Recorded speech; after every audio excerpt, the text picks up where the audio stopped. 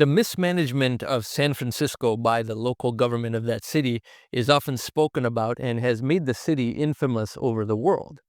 This used to be one of the most desirable locations in the world, the main urban core of the metro that epitomized the most advanced industry in the world, high technology.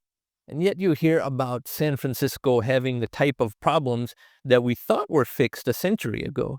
Basic public health, utilities, and sanitation, for example. Now, some people who hate San Francisco, such as U.S. conservatives, etc., they like to chortle about this, say that it serves them right and it's proof that blue state governance is terrible and so forth, which is a pretty ignorant thing to say because in the United States, Republican, Democrat, whatever, urban areas are almost entirely Democrat. That includes big cities in Republican states, such as Dallas, Houston, etc., and rural areas are almost entirely Republican. So if a Republican is making fun of a city for having problems and saying that is a model for Democrat governance, their verse can apply in a lot of different ways too. But here's where the debate gets unusually dumbed down, and this is where we see confusion about what the cause is. San Francisco is likened to Detroit. Now, Detroit used to be the wealthiest city in the world. In the first 25 years after World War II, the United States had an overwhelming market share on all types of manufacturing, especially automobiles, and cities like Detroit, Cleveland, and Pittsburgh formed a supply chain network and industrial base that was the richest part of the world. But as international competition caught up, Germany and Japan, they recovered from the destruction of World War II and became competitive in automobile manufacturing again and began to outcompete the U.S. auto industry in Detroit. So a lot of Detroit jobs went away. It did not help that unions had made manufacturing worker wages artificially high in Detroit. And because the job base of that area collapsed, a lot of the talented people left and the less talented were stuck there, and therefore you had city dysfunction. So loss of jobs and poverty is what caused Detroit to decline. But in San Francisco, the opposite is true. It's one of the wealthiest places in the world, one of the highest billionaires per capita of any major city in the world.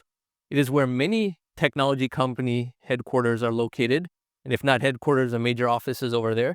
So all this tech boom wealth is concentrating in San Francisco disproportionately. So there's almost unlimited money. So why is the city governance falling apart? Because it's clearly not for the same reason as Detroit.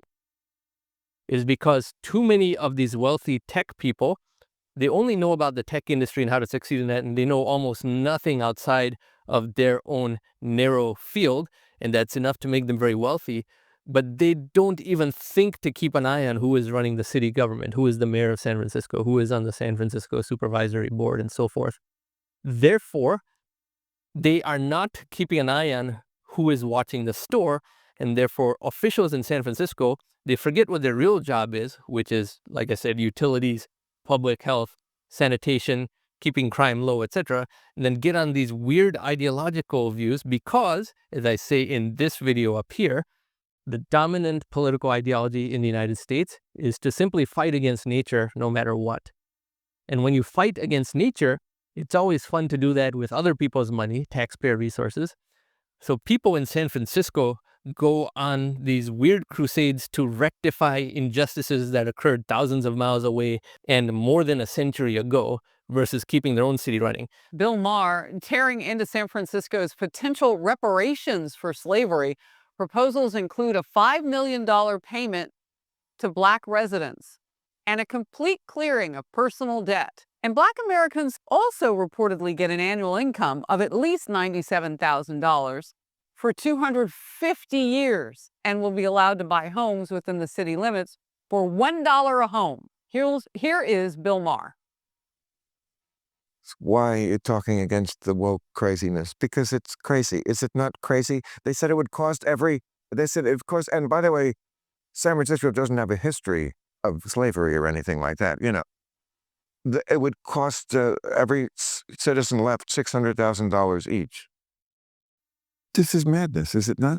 If someone from 100 years ago in San Francisco, 1924, were to see San Francisco today, they would be impressed by the wealth of the private citizens, but would be shocked that many problems that had been fixed by 1924 have re-emerged. And that is their level of nuance that is not understood. It is not the same as Detroit. Detroit is a case of jobs leaving a particular city. San Francisco is a case of too much money leading to the taxpayers not keeping an eye on who is actually running the show and are they doing their jobs. Certain things about San Francisco lead people to say that it has become a third world country. Nothing could be further from the truth. It is very high tech. It is very wealthy. It is much wealthier than the US national average. It is one of the wealthiest cities in the world. That's why third world is not the appropriate description about it. There's a new term I've created called post-first world.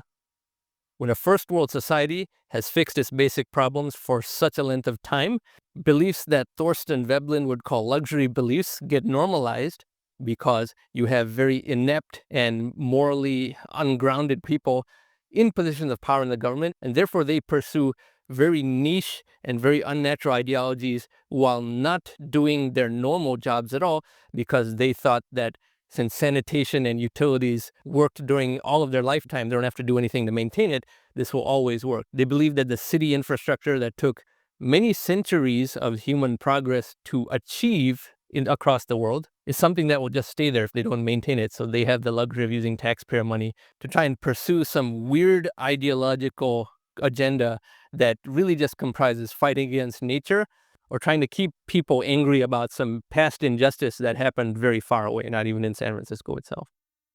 So San Francisco's situation is a very good test of the immune system of civilization itself, because the problem is not a shortage of money. A problem is too much money, leading to nobody keeping an eye on who is running the basic infrastructure of a society.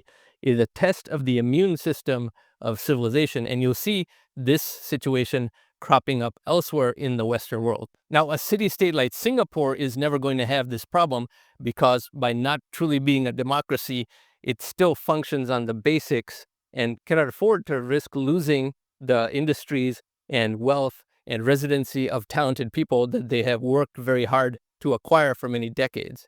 But San Francisco has decided to risk all of that under the assumption that it could never leave. And therefore, San Francisco has gone back over a century in terms of the functionality of city government and the basic necessities. Again, it is in fact a test of the immune system of civilization. Now, if you like this type of content, I encourage you to subscribe to this channel, and thank you very much for watching.